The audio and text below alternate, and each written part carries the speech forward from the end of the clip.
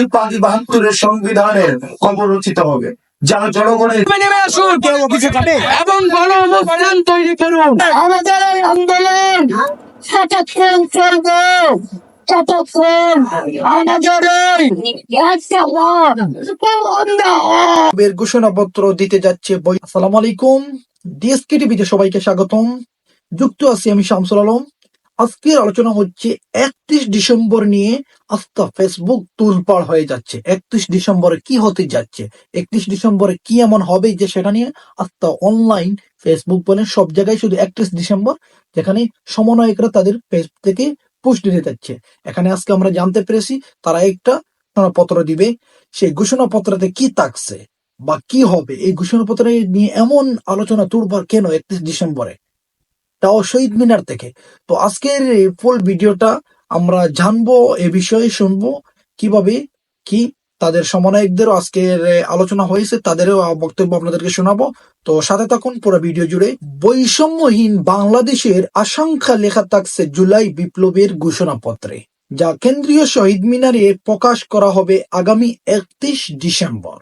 ছাত্রনেতারা বলছেন, আগস্টের গণঅভ্যুত্থানে রক্ত দিয়ে পুরো ব্যবস্থাকে চ্যালেঞ্জ করে ছাত্র জনতা। তাদের ত্যাগের আশঙ্কা ও প্রতিফল হচ্ছে ঘোষণাপত্র। এরই মাধ্যমে ৭২ সংবিধানের কবর রচিত হবে। জানানো হয় নতুন কোনো রাজনৈতিক দল নয়, গঠন হবে রাজনৈতিক শক্তি। লাখো জনতার জামাতে কেন্দ্রীয় শহীদ মিনারে নতুন ইতিহাস রচিত হয় ৩ আগস্ট।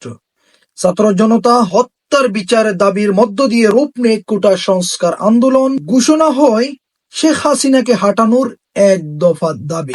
আপনারা বিক্ষোভে নেমে আসুন এবং গণঅভ্যুত্থান তৈরি করুন।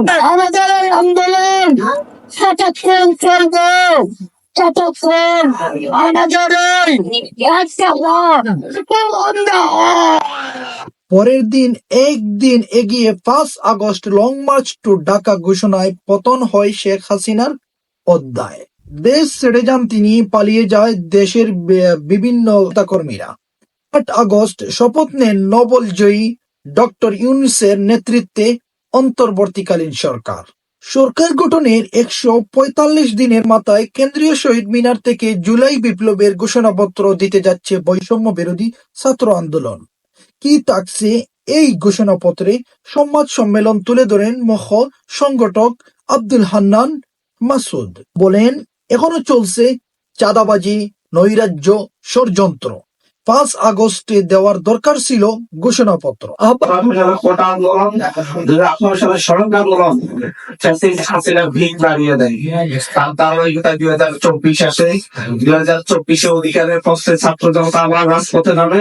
তাদের উপর গুলি বর্ষণ, হত্যাযজ্ঞের মধ্য দিয়েই শেখ হাসিনা তার কফিনে শেষ প্যারেডটি মারে। ৫ই আগস্ট আমরা প্রাথমিক বিজয় অর্জন করলেও পূর্ণাঙ্গ বিজয় আমাদের অর্জিত হয়নি। আমাদের এই ২৪-এর গণঅভ্যুত্থান, ২৪-এর এই বিপ্লব আমরা ৯০-এর মতো বেহাল পথে দিতে পারছি না। ঘোষণাপত্র আহ্বায়ক হাসনাত আব্দুল্লাহ বলেন, ৩১ ডিসেম্বর ঘোষণাপত্রের কবর রচিত হবে ৭২ মুজিববাদী সংবিধানের।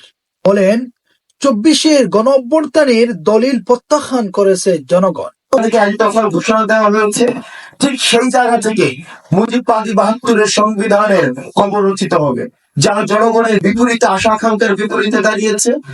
আমরা প্রত্যাশা রাখছি এই জুলাই প্রক্লেমেশন অফ জুলাই রেভলিউশনে এই নাৎসিবাদী এই দলটিকে সেখান থেকে বাংলাদেশে অপ্রাসঙ্গিক ঘোষণা করা হবে।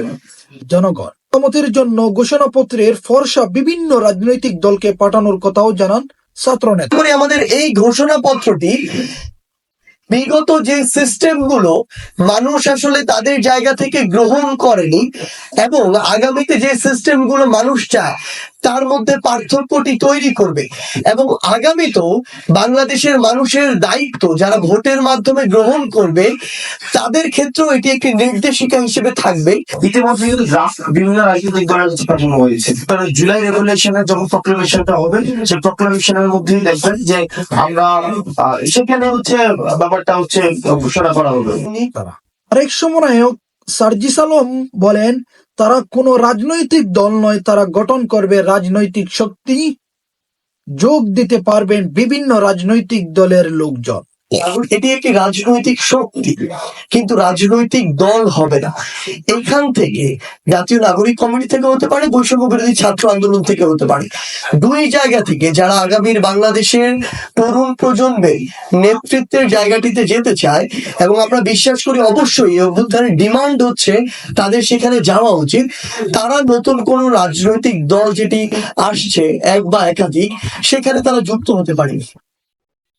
সমন্বয়কদের আশা ৩ আগস্টের মতোই কেন্দ্রীয় শহীদ মিনারে টল নামবে ছাত্র জনতার ৩১ ডিসেম্বর। ধন্যবাদ সবাইকে ডিএসকে টিভির সাথে থাকার জন্য। তো ৩১ ডিসেম্বরে কি হতে যাচ্ছে, ৩১ ডিসেম্বরের ফুল সমাবেশ বা যেটা ছাত্র জনতার সমন্বয়কদের যে ঘোষণা দিয়েছেন ৩১ ডিসেম্বরে অনেক বড় সমাবেশ হতে যাচ্ছে ছাত্র জনতার শহীদ মিনারে।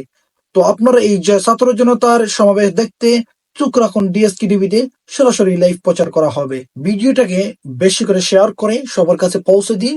ডিএসকে টিভির সাথে থাকবেন, লাইক শেয়ার করে আমাদের ইউটিউব চ্যানেল সাবস্ক্রাইব করুন, অফিসিয়াল ফেসবুক পেজ ফলো করুন।